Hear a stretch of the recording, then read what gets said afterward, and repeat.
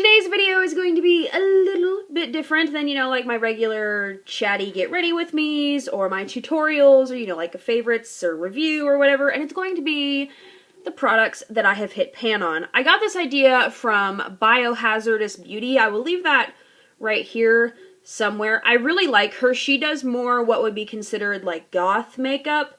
She does very bright, very colorful looks, and she does spotlight a lot of indie brands.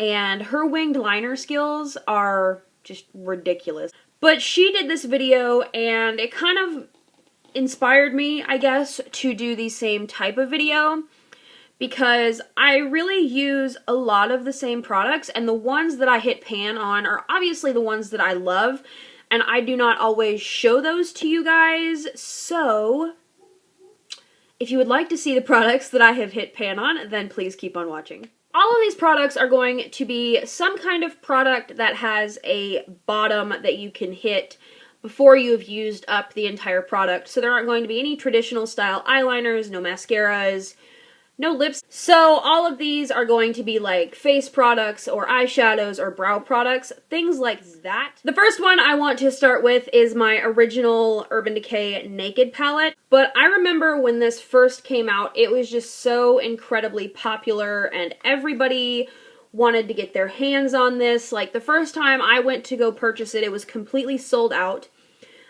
This palette was also my first high-end eyeshadow purchase. I purchased this with my own money when it came out originally, and obviously by just looking at all of the shadows, you can see that this palette is really well loved. I still use this palette consistently. Even if I'm not going to be creating a look out of this palette, I will pull in either Naked or Buck, which are the two matte shadows in here, and use them as crease shades or transition shades. Sometimes I will pull in Virgin and Sin as highlight shades. I like to use Sin as just like an all-over lid shade. And then Half Baked is my favorite gold eyeshadow of all time. I have also almost hit pan on Sidecar, Smog, and Creep. And I just love this palette. I think it is well worth the, $50 that it cost when it came out, and it still costs today. For me, it's just one of those palettes that I feel like I personally can travel with this, and I can create multiple complete looks out of this. So that is the first one. I have another eyeshadow palette here, and this is the Anastasia Amrezy palette. I love Amrezy. I follow her on Instagram. I think she is just fantastic. And this eyeshadow palette is fantastic too. This was limited edition, but you can purchase all of these eyeshadows individually on Anastasia's website. And the ones I have hit pan in here is Vanilla and Deep Plum. These two shades are my favorite shades out of this entire palette. I use this as a brow bone highlight or an inner corner highlight constantly. And I love to use Deep Plum when I really want to deepen the crease but not use black. I will grab for this. Next, I have two single MAC shadows, and this first one is Cork. This is my favorite eyeshadow of all time. This is probably the third pan of this that I have purchased. I love this eyeshadow. I use this most of the time as a transition shade in my crease, or I will just throw this on my eye if I don't know what to do or if I'm in a hurry. Like, I love just kind of blending this all over my eye, up into my crease, and even a little bit above, and just giving my eye a little bit of color, a little bit of definition, just so there's something on my eye, especially if I'm in a hurry. So this is a favorite and a definite, obvious repurchase. Then I have Carbon from MAC, which is not the most pigmented matte black in the world. But again, this is one that I have purchased multiple times. This is my second individual pan. I also have two of these on backup already that I have purchased in limited edition palette. This is my favorite matte black eyeshadow because it's not crazy pigmented and because you can really work with it and build it and get it to the intensity that you want it to be without just smearing a bunch of black on your lid really fast and then being like, oh crap, I'm in trouble now. I have two face powders here to talk about. This first one is the Revlon Nearly Naked powder, and I love this powder. I think it's just one of the best drugstore powders out there, or at least it was. I have no idea if they still make this anymore. This powder is just so buttery soft, and especially coming from the drugstore, like, you don't find powders that are just this buttery smooth at the drugstore and just feel like you could just lay down and take a nap in it, because it's really that soft, and I love this. I will use this just to set my makeup in the morning, or I can use this to touch up throughout the day. I can also use this one to touch up throughout the day as well, and this is the Rimmel Stay Matte Powder in Transparent 001. This is not supposed to have any color, but as you can see, it does have a little bit of a color, but it matches my skin pretty well, and so it blends away in my skin. But if you're thinking this is like a translucent powder like the Laura Mercier or something like that, it's not. It definitely has some color to it, but I love this powder. It's nowhere near as soft as this Revlon one, but both of these are like my favorite drugstore setting powders, obviously, because I've hit pan on both of them. But this powder is just, it's amazing. I have two powder foundations here. The first one is the Too Faced Cocoa Powder Foundation.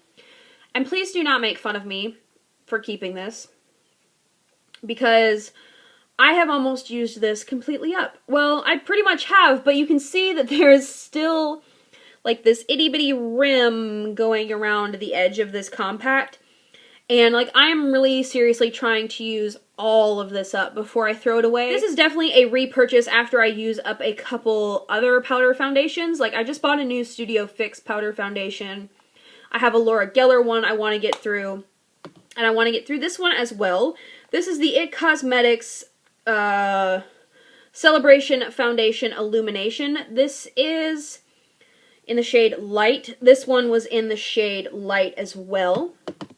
And I like this okay. This doesn't necessarily impress me as much as this did. I thought this was the most amazing powder foundation I'd ever used, especially for dry skin, because generally powder foundations, at least on my dry skin, cling to my dry patches really bad, even if I exfoliate and moisturize and all that stuff before I apply it. This didn't do that, and it was super impressive to me, and I loved this so much. This, however, the coverage is great. It still makes my skin look healthy and glowy and like perfected, but there's something about it that isn't my favorite. It just didn't wow me. It didn't cling to any dry patches or anything like that. It just didn't wow me. It was kind of just like all the other powder foundations out there. I wasn't super impressed by this. It is in the same price point as the Too Faced one as well. I probably won't repurchase this one, and I felt like I hit pan on this really, really fast, to where I feel like the Too Faced one and some other ones that I've tried lasted a lot longer before I hit pan on them. And this one, I just felt like, I looked at it one day after using it, and I was like, wow, I've already hit pan on this, and I've only used it about 5 times. So, I don't know, maybe I just feel like I have to use more product or something like that. I don't know. And this brush, by the way, is useless to apply this. But anyway, it was okay. I probably won't repurchase it when it's gone, but I do use it. Then I have a few contouring products, and the first one is the NYX HD Blush in Taupe, which is just like a crumbly mess sitting at the bottom of this little container. And I hunted for this when I first started watching Nikkie tutorials, which was like 3 years ago, and I couldn't find it, and I was like, oh my gosh, she's so pale, I'm so pale, that would be perfect for me too! And I couldn't find it, and I was so upset. And then they reformulated and changed the packaging and all that kind of stuff. And about 6 months ago, I finally found this and was like, yes! And then proceeded to use the crap out of it. And then I hit pan, and then it broke and crumbled into pieces.